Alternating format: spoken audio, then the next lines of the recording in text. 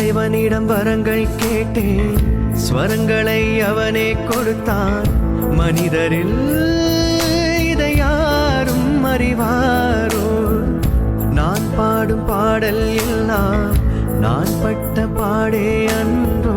பூமியில் இதை யாரும் உணர்வாரோ? மனதிலே மாளிகை வாசம் கிடைத்ததோ மரநிழல் தேசம், எதற்கும் நான் கலங்கியதில்லை. இங்கே